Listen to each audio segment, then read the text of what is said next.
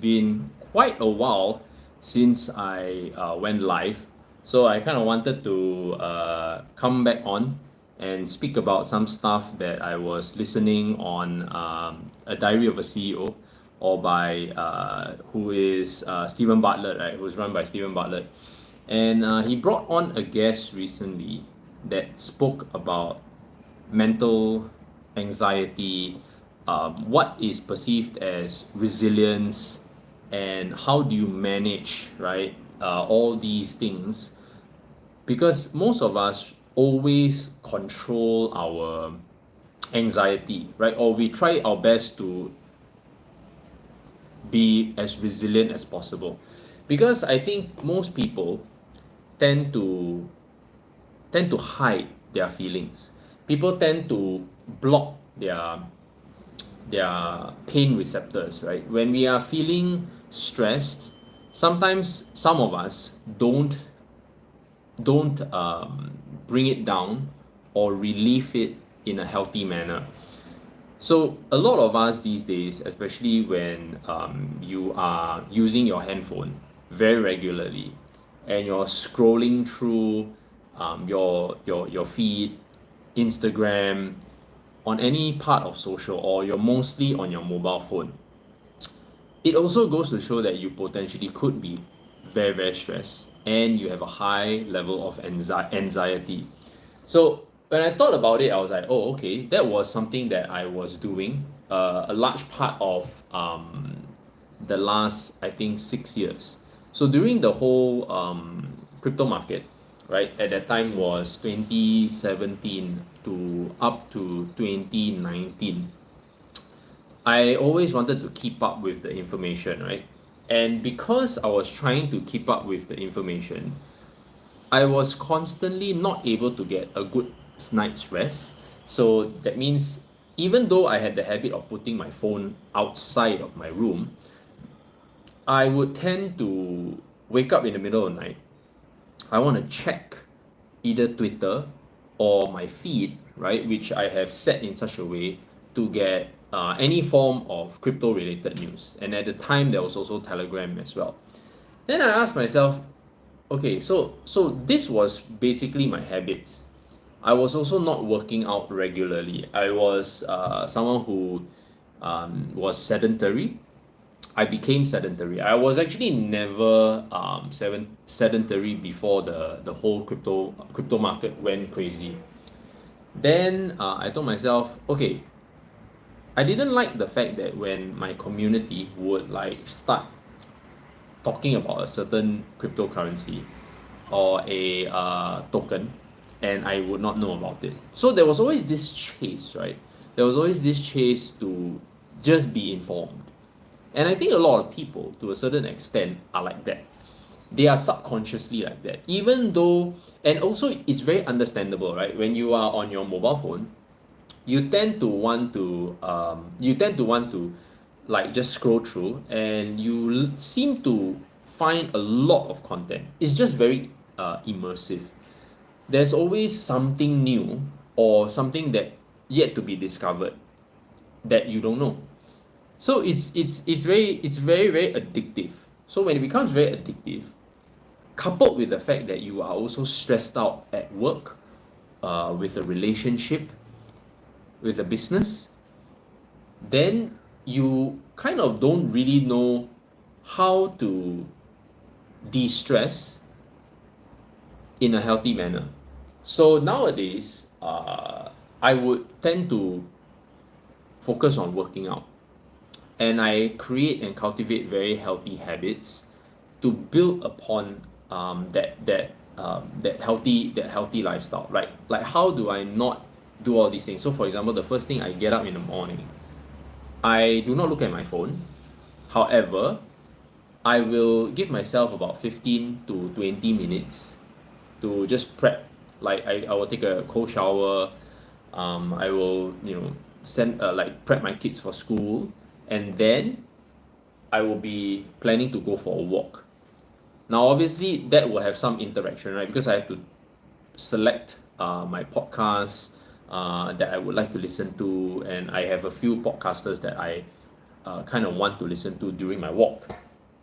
So this is like not doom scrolling, but it's more of like my routine. So that's the only time that I interact with my phone. But that's like 15 minutes later, because if you want to bring down your stress levels, right? The first thing that you should not do is approach your phone the first thing when you wake, because that's blue light, right? You're exposed to blue light. If you can, it would be better that if you expose yourself to natural light. But if you're getting up, like for me, way early, I wake up at about 5:30, so there's no daylight, right? You try to maybe find a room that has daylight.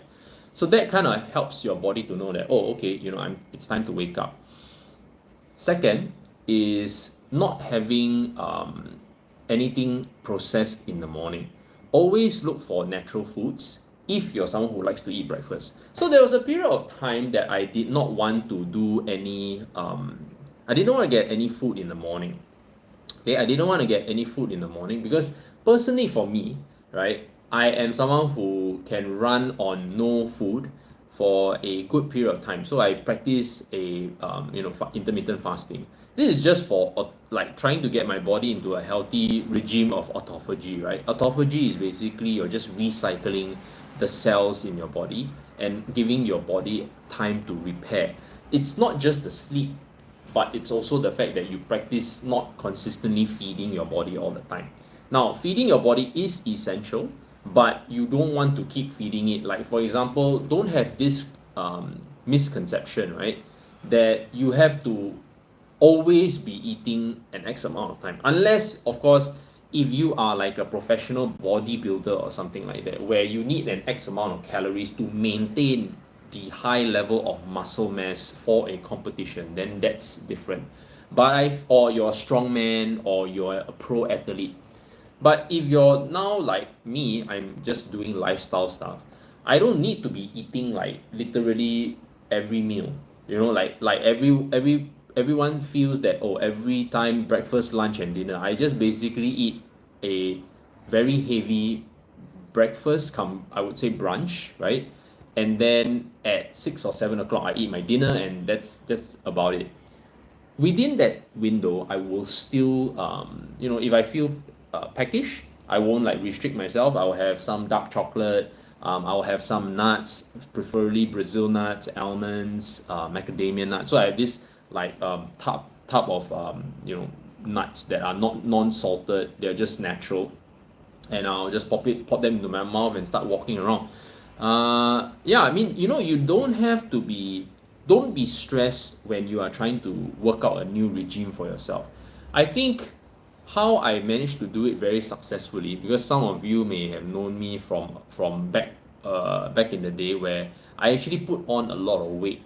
So what happened was, when I put on all this weight, was due to the sedentary lifestyle. I was having high cortisol levels, I was not sleeping well, and the skin wasn't good, the mental health wasn't good. I was anxious all the time, right? Because there is a certain requirement to perform, right? But my health took a backseat. So, for example, let me give a very good example. My lower back, because of the constant sitting, right, that I was doing from my non-sedentary life, the muscles around the back, or the lower back, right, actually degenerated quite a bit. So when I was working out again, I was experiencing a lot of lower back spasm. So I was thinking, how am I experiencing like some kind of slip disc, or am I having some kind of very bad injury? Did I actually have very poor posture while performing the exercises? So for example, barbell squats, dumbbell squats, any kind of squats. Then I was thinking, why is my lower back always just fired up? And for after the workout, the next day I would actually have a very bad I would have just difficulty in walking. So I was thinking, oh my god, did I just do something wrong? And I could not have done something wrong, because I've been actually working out very regularly prior to that 6-7 year stint of sedentary lifestyle. So I realized that, oh, okay, the muscles around the lower back have weakened, and also the core has weakened. So this is something that, guys, you might experience when you start working out as well. And I think this is due to the fact that, we are getting older, and as we get older, our muscles, just basically waste away. So the only thing you can do is just maintain. All you can do is just try to maintain your muscle mass, right, and keep as mobile as possible. So these things, you have to be very mindful, because when you exercise, you're not just focusing on aesthetics. I think don't focus on the six pack, or you get fit for summer. I think that's just really a young person's thing to do. If you're someone like myself who's already in their 40s, I think you want to focus on longevity. That means you want to focus on working the muscles that are able to help you move around, and you are able to be as mobile as possible. Because I think when at my age, I like to travel, so I realized that training your legs is very important, and also having a strong core is very, very important. Because if you are someone who has very weak legs, for example, you will not be able to, or you will feel encouraged to move around. Fair enough? Because your legs are just, your legs are just weak. And if you are someone who doesn't, especially when you get older, this is more prevalent when you're older. And these days, I wouldn't be surprised that people are driving around a lot. They are not the kind that take public transport. So for example, right, if you're someone who takes public transport, that means you are commuting from your home to your office, and you have to take the public transport. I think you have a better chance of living longer versus someone who just gets out from the driveway and drives to work. And okay, how do I know this and how do I feel this? Okay, because my regime is not new, right? I've been doing this for the past 1 year plus already. I think 1 year and 2 months. But when I have to sit in the car with my wife for an X amount of time, I feel quite bad. Like I feel like my whole body is very restricted. And this goes to folks who are private hires. I notice, right, that most private hires have very poor health. When I do speak to them. So there are those that are very conscious of it, and they will make efforts to stop, walk around, just to get the blood circulation going. And there are those that are just grinding it out for hours on end, and only taking very short toilet breaks or lunch breaks or dinner breaks. But that's not very healthy, because when you are focusing on lunch breaks, you are gonna order food and go and sit down. Whereas the ones who are very conscious, which are very few by the way, they will take the effort to take an hour of exercise, and they will stop after maybe a very long trip. Say if the trip took them, okay, in Singapore you don't have 1 hour plus trips, right? But I'm sure that in other countries there could be trips that are more than an hour, a drive that could be potentially an hour. I'm not very sure, but I'm just thinking on how I'm accompanying my wife, sitting in the car, and I realized that, wow, my hip flexors, right, where they are kind of always in one position. So that also causes the muscles to weaken and shorten. I was thinking, okay, if that's the case, right, that means I have an issue with my hip flexors. That means my muscles around the hip flexors, and my core isn't very strong. Because what you tend to do is when you sit down, you tend to slouch, right? You tend to slouch. So the posture and your blood flow isn't so good. It's not so great, because you tend to do this, right? Or you're like this, or you're just taking it easy. But if you are kind of like having to sit upright most of the time, right, you are more conscious, especially if you're having an interaction with someone. You don't want to be looking like this, right? You want to be kind of like upright, chest out, and you are consciously keeping your chin back, right? And you're trying to keep a neutral spine. So all these things, I had to learn them, because I did not do them consciously in the past. Because in the past, I was focused more on, for example, bodybuilding. I was in the dragon boat team. So we would focus more on strength rather than flexibility, like strength and probably cardio, but not so much on like all these things that I'm sharing with you now. Now, the next thing, exercise does play a very big role in bringing down your anxiety, and it helps because it brings down your cortisol level. So the first thing when you wake, you don't want to spike your cortisol level. You want to kind of gradually let it come down, and then you go about your day, and then you can have your coffee later. Because I feel that coffee, right, does create a certain spike, but there are people who swear by it and they have their coffee and they feel fine. I think it's also not, don't be too hard on yourself when you listen to a piece of news. Like if you're too used to having coffee in the morning, and that's kind of like the thing you look forward to because that's something that you like. But also bear in mind that if you have too much coffee and it causes you palpitations, it kind of makes you a little bit more anxious than usual, then you need to kind of time it or drop the shots. That's just how I feel. Another thing that I've changed quite a bit is the diet. So diet is very essential. So for example, I realized that, so we've covered a few things. Just to recap, mornings, the usage of your phone, the immediate usage of your phone. Second, I think you want to focus on exercise. You want to focus on working out in a steady pace that works for you. Like you're someone who is sedentary and you suddenly want to start working out for an hour, I feel that's too challenging, right? And it becomes very discouraging when your body is trying its best to accommodate to this change. It's too sudden. Okay, this is from someone who used to work out very regularly to someone who became sedentary, and then after that rebuilding that physique. And it's not just about building a physique. I'm taking care of everything from my gut microbiome to my mental state. And these are the little things, the nuances as they call it, that are very important, that I feel that I have to share. Okay, so then we talk about your sleep.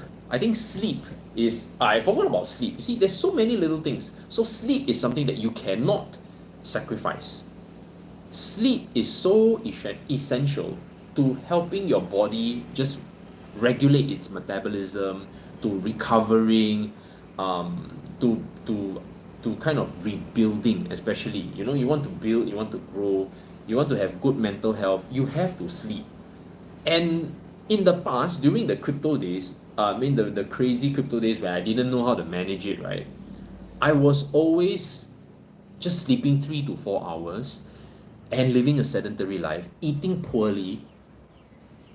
I came to a point that I realized that I could be, really in a downhill trend here. That means if I had continued living that way, I might be I might probably build up to suffer some chronic illnesses or having cancer, because I didn't give my body any chance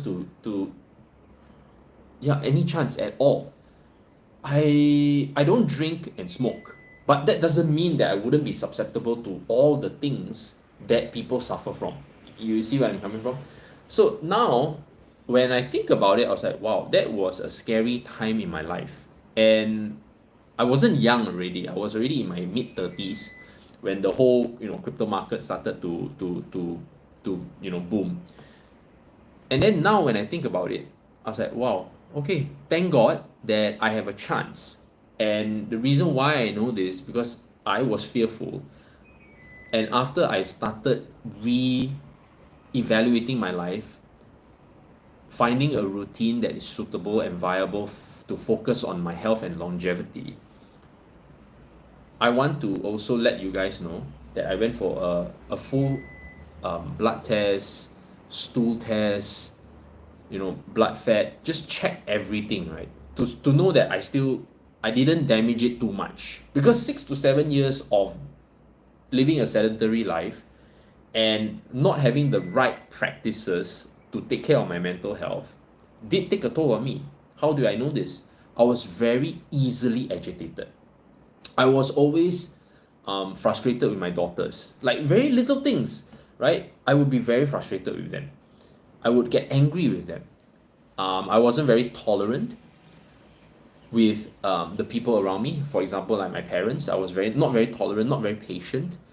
I would be okay in front of people who don't know me, who are strangers. I would carry myself very well, as we all do. We are more composed in front of someone we don't know, but we are gonna take it out on the people that are closest to us. And I knew it, but I didn't do anything about it. And when I look back, you see, how I could have controlled all those things was just have the routine in place, like the one I have right now. So, fast forward a little bit. If you can gradually incorporate these little practices, so for example, exercise, try to start with 5 to 10 minutes. Don't be hard on yourself. I think social media is sometimes a little bit too toxic. You can find inspiration from people who you like, who have a very who come across as inspirations. Is important, okay? It's very important. But I think not everyone should find a very high standard, because the moment you have this very high standard for yourself and you don't have the right mentality and the knowledge in place to execute, what's going to happen is that you are going to fall short. And when you fall short, what happens then? Does that actually drive you forward? Because someone like me, I'm someone who pushes myself. Like I would like to be challenged. So I will always not mind having someone who is way better than me like 10, 100 times. I like competition because I was born to be like that. But there are people who just really want to change their lives in a very gradual manner. But they don't know where to look, right? Because when you think about it, right, most fitness influencers, they are just jacked to the core. They are like ripped, and then they are definitely okay. Firstly, very good lighting. Okay, just so you know, they are pumped for the shoot or they're pumped for the video, right? So they are they whittle down their water content in their body, and so they look extremely ripped and nice. They don't look like this. This is very natural, guys. This is like, it's very, very natural. So it would be better to follow someone like myself than someone like, IFBB Pro, for example. But yes, if as a guy or as a woman, you like following these kind of people and they motivate you to be better, then you should. But there are people who just want to have better mental health.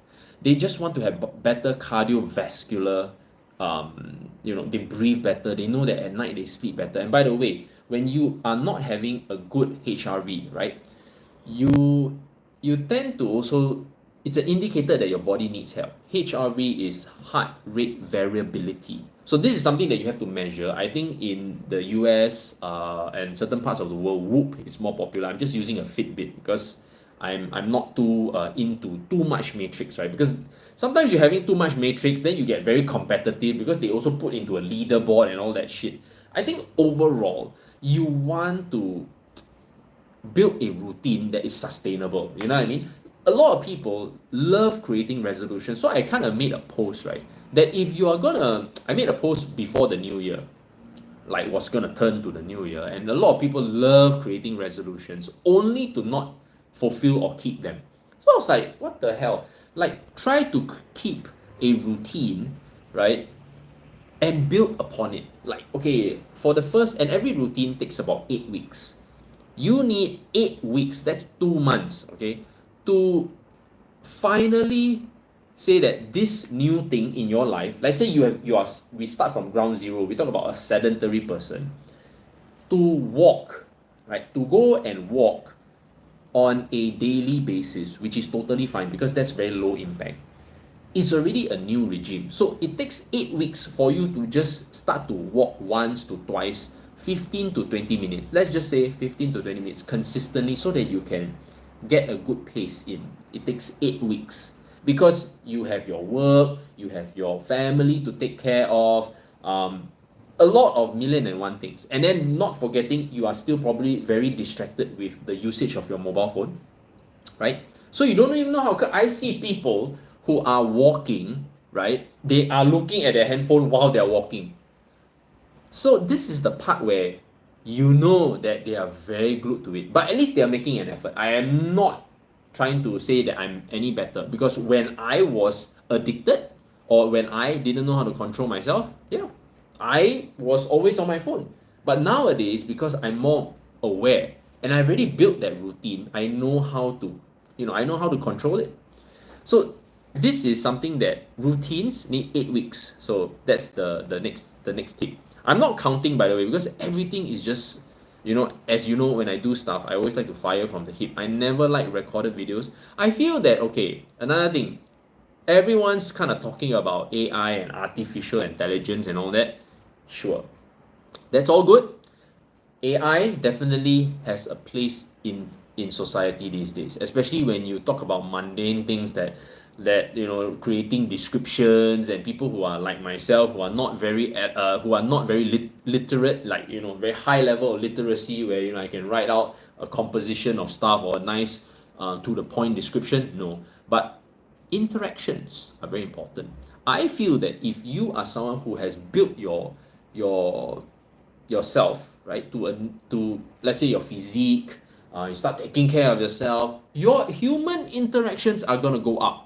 Now you must be thinking, I'm someone who probably doesn't go out much. You know what I mean? Like personally, because I have a family now, I'm not someone who needs to go out much. But do I have good friends that I like to hang out with? Yeah, definitely. So every week, I'm sorry, because of the braces, it's like having all the pronunciations going all over the place. So having healthy interactions is very important. And I think that aspect also takes time to build. And I realize that people who are better at interactions are people who are in sales, right? Or they are very physically competent and, of course, mentally competent. Now, okay, so this is through observation. Let's go into it. Mentally competent folks, right, are very good at subject matter. Like if you were to, they would only want to interact with you only if you can discuss the same thing with them. They're not kind of wanting to interact at the human level. So their EQ isn't fantastic. So you would know when you see a person like that, where, okay, they tend to be very quiet, then a topic that they're very good at opens up, or they would open up that topic to try to kind of corner you, so that end up they are the one that can start talking about that particular topic. It can be anything. It can be about history, politics, science, whatever it is. Okay, and then okay, this is gonna go into that route. You may even have friends who are like that, and that's how cliques form, right? Now the other one is to be a master of conversation. Now to be a master of conversation is actually a little bit more highly skilled. That means you are able to interact in all realms. That means as a man, you are able to interact well with women and, of course, men as well, right? You command the table when you speak. When you stand, when you are seated at the table, everybody will just like, okay, will start wanting to interact with you. I think that is something that you can work towards, but it's not like, it should not be a life goal. You know what I mean? Like, if you were someone who says, okay, I aspire to be a speaker, okay, then you really have to kind of understand, why would people want to even listen to you? What about the tonality? For example, I don't have to speak in this tone all the time. There are times when I want to speak at a higher level, louder, or sometimes maybe I can speak a little bit softer. Depends on the message, depends on the environment, because I can't be speaking at the full force all the time, because there are people who they don't like it, and they don't like it because of the way I speak. Maybe the tonality isn't great. So all these things, right, not only makes you a master. If you want to master speaking, you also want to master being a great conversationalist. And being a great conversationalist means that you have to be willing to listen. So a good part of my life, right, I didn't realize that I was having brain fog.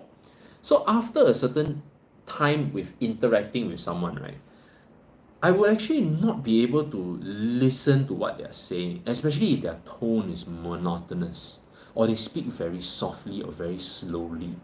Because I'm so trained to absorb information at a very quick pace. And that's why I didn't do too well in school. Because most teachers, right, especially teachers back in my day, they are very slow when they talk and they're not very animated. They don't have much facial expressions. And they are teaching history. I'm like, this is just, and you have to sit through it. Okay, you just have to sit through it. And what would happen, because I'm a very visual person, this is something that I learned along the way, right? And I wasn't eating well at the time. I was eating mornings, right? Would be when I was younger, frosties, right? This is like basically cornflakes coated in sugar, right? So it spikes your insulin. So if you are someone who has processed foods in the morning, right? Okay, there may be folks who are okay, there may be folks who are not okay, but personally I was not okay, and I didn't know this. So I will go to school and have these lessons, right? And these are people who at the end of the day are our teachers, and I couldn't absorb. So a large part of my learning was very like I would do things, I had to do things on my own, or I had to get a friend to teach me, or I would compete with them, because I didn't want to have the shittiest score results for my subject. So I kind of need to get them, like either a hot girl to teach me, or a funny guy to like explain this shit to me, like either in history, geography, or mathematics. So it would help me, you see. And I would actually understand the topic. I would actually be able to solve the math question or something like that, or I would understand this topic in history and remember the dates, stuff like that. So I was like thinking, okay, if you are planning to be a master conversationalist, you also have to be willing to listen. You also have to be willing to be decently well read, or you're willing to ask questions on the topic so that you can value add to the person. Because sometimes, okay, this is the part where it took me a while. There are people who love to just talk and you just have to listen, or there are people who would like to be open to discussion and problem solving and debating on a particular topic. So you really just have to see the mood of the room. This is all life skills that I feel were not discussed with me back in the day, and there was no such thing as a strong spectrum of YouTube content that you could go and look into. You just couldn't. So yeah, that being said, this is kind of like the things that I think as a man, or even as a woman, right, you want to kind of build up towards. But because I'm a man, so I just want to say that if you are someone who is still single, very much available, and you would like to find love, you like to build better relationships with your spouse, for example, I think all these things are essential. Try to work on what's wrong with the I wouldn't say what's wrong, what's lacking. See, words are also very important. What's lacking in your life? For example, are you looking for love? Are you looking for some level of fulfillment that you have been craving for? And then by not having all these things, or lacking in all these things, you want to ask yourself why. Why are you lacking all these things? Is it really just about money? I don't think so. I'm very, very confident that it's not always a money problem. Yes, it could be, but it's not always. It's like something that you can build and work towards. And most of the time, it doesn't need a lot of money. I am pretty certain. And the good thing is that when you don't keep emphasizing on that one problem, or that one aspect that you think is the one that's holding you back, you build everything else, suddenly that thing that you've been always craving for starts appearing. So a good example would be, I always thought that money was a problem. right? Because I didn't have a lot of things growing up, and I would have always wanted to experience those things. But when I started building the skills of just personal development, I started to make more money, right? So it is very interesting. Like they always will say, don't focus on the money. And to a certain extent, that's also true. Because if you only focus on money, then you're not building the other skills around it to attain that money. And there's money that is fulfilling. When you earn it, it's very fulfilling. But there's money also that is ill begotten or it comes at a very heavy price. So it really depends on your moral compass, how you decide to do it. Anyway, guys, this is already been 35 minutes. I kind of want to do healthy sessions like this. Feel free to let me know whether this has benefited you or whether you enjoy such sessions. Long form content, short form, I feel that that's not my thing. But if long form content and if you kind of like want to have someone to interact with, always feel free to ask questions in the chat. And I will leave the chat open for interactions after what I'm about to say. And yeah, maybe about 5-10 minutes. But if I don't have any questions, then of course I'll end the stream. Feel free to ask away, guys. Evan, thanks so much for appearing on the stream. Not sure whether you're still there, but yeah, I'll just have a banana first.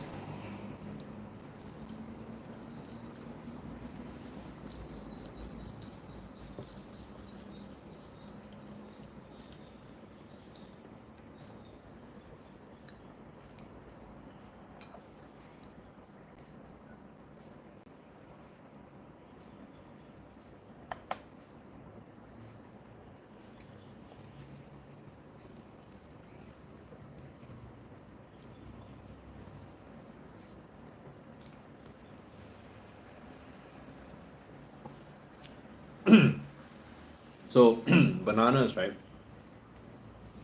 Personally, I prefer. The good thing is that in the tropical regions, right, bananas are aplenty. So we get either from the Philippines. I think Philippines bananas are one of the best. And you see, they have this little dots, right? It goes to show that they are ripe. So I used to eat the bananas even before they were not ripe. They would be okay, but I really didn't know. I just thought they would be yellow and that was it. But actually, you need to wait for the fellas to have this molting before you eat them, and then they'll be very sweet. And that's when the vitamins, are at its best.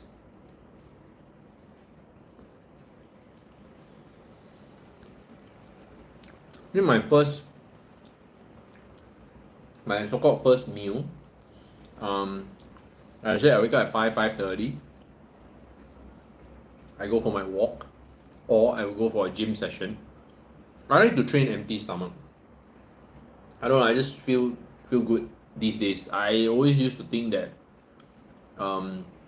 you have to eat first before you work out, but there are people who do that. But I don't need to do that at this point of time. So I tend to train. It helps me to also build my. I think it gets my metabolism going and everything. So I kind of like it. For the second meal, substantial, depends. I don't count calories. I tend to just decide on how my body feels. But because I don't count calories, I'm a little bit more particular about what I choose to eat. So for example, I will go to the same restaurant over and over again so that I'm comfortable with their menu. And I know that they use very good oil. They're either using olive oil to cook or they're using avocado oil to cook. And it's very hard to find places that do that because most times, most of the foods that we consume are usually with vegetable oil, especially if they need to do some level of frying. Why is that so? Because it's just better profit margins. To spend money on olive oil, especially for meat, for meat and vegetables or sauteing vegetables, virgin olive oil is actually quite pricey already. So it kind of like you have to be charged more, and then if you're being charged more, you may not go to that place. And a lot of people don't understand this.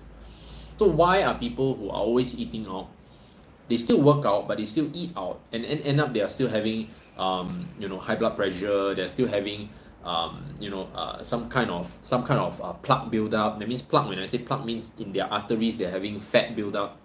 The oils are not good. Also at the same time, the practices. I don't feel that you should drink cold drinks after a meal. Like, not at all. Not even if it's a clean meal. Like, just don't do it.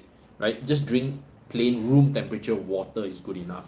Or you wait around anywhere from half an hour or so, have a black coffee. You want to have some milk, okay, go ahead. But I think try to do away with the sugars, because sugars at the end of the day are processed. Now, what about honey? What about maple syrup?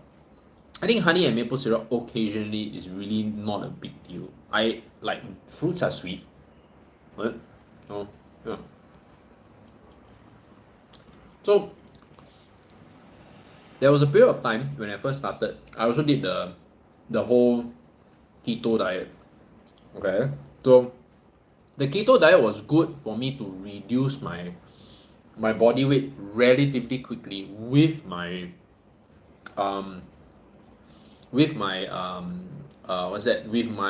intermittent fasting. So when I was about 90 kilos, I was really ballooned up, right? Fat, the face was fat, just everywhere was fat, right? But when I started losing the weight, I realized that I didn't have a lot of loose skin. So just stand up. See? So there's no loose skin on this physique here. See? So it's you see, when you lose weight so quickly in a year, especially when 90 kilos you drop down, right? You should have a lot of loose skin. I have zero loose skin, guys. So the intermittent fasting coupled with the diet does help. Now, this part I'm not sure whether is it just genetics or it works this way, but what I understand is that through the intermittent fasting and the dieting, right, you have to also have foods that continue to maintain the elasticity and the collagen, especially depending on how young you are, right? I did this when I was 41. So my collagen was already crap already. But I feel that through the foods that I ate, it helped me to also drop the body fat. And I noticed that people who okay, but to be fair, the videos that you see are very extreme sometimes. Sometimes they may be 150 kilos and above. And then they drop the weight, right? Then they have this whole chunk of loose skin. That's what a lot of people are also a bit concerned, because it happens so quickly, right? You may need to you need to operate. You need to cut away that skin and operate and stuff like that. It's a very aesthetic thing. I mean, it's very hard to like have everything all pulled back. I really don't know. So that's kind of like my experience. And I ate only grass-fed beef. Okay, I reduced my chicken intake.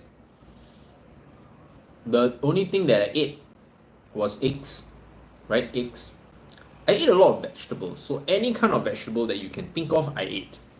Kale, rocket, broccolini, broccoli, whatever, green, leafy, cruciferous, all these things I ate. But you know what? I realized I became constipated. Okay? When I was eating in this manner, there was no fruit. Water intake was optimal. But despite the fact that I was tired, I woke up at about 6 o'clock, 6:30, right, to work out every day. But at night, I couldn't completely sleep because I was lacking in carbohydrates. So because I was lacking in carbohydrates, right, I was never able to go into deep sleep. But now, I will eat carbohydrates. I will eat sourdough bread. I'll eat rice. Nuts, of course. And it's better for your overall mental health and gut microbiome. And I eat chocolate. I love chocolate anywhere from 100. I don't do 100. I don't do 99% cacao anymore. I think that one is a little bit like rough, and also there's the lead and the high lead content. So I realized, you don't have to be too hard on yourself, especially when you reach a certain stage, right? So you just cruise along. Nobody needs to. I'm sorry if the words are not coming out as smooth. You don't have to, like, have a six pack. I think having this six pack is just rubbish, because at the end of the day, when you reach a certain age, nobody gives a shit about the six pack. Especially in Singapore, right? When I think about it, right, a lot of my friends, let's say if you're a guy, right, you don't need to have a six pack, man. You are someone who just needs to be confident.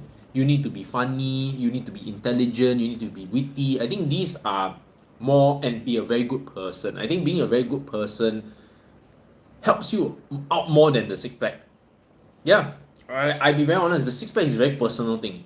It's a very personal thing. And most women, right, these days, they don't really want like you to be extremely muscular also. They just need you to be there. I think as to be in a healthy relationship, and I kind of know this, you need to be there for your partner. Like, be very supportive. You cannot focus on yourself all the time, when especially if you're in a committed relationship. Yeah. Okay. Oh, I did wait about extra 15 minutes. No questions, so I'll end the stream right here. Hope to see you guys again soon. I'm not sure when will I want to come on again, because every day you do this and then after end up there's nobody talking, right? You don't have much topics at the end of the day. So I think it's always better that I have some interactions so that I can be open to share, right? Because there's not so many things that after a while, when it's very routine, you don't share the same thing over and over again. I think it becomes very boring. It's not very special. But yeah, I think someone who needs to work on themselves should start with baby steps and then gradually take 8 weeks to incorporate, and then layer it on the next 8 weeks, and after a year, you pretty much build up what you want. Alright guys, take care and see you in the next live stream.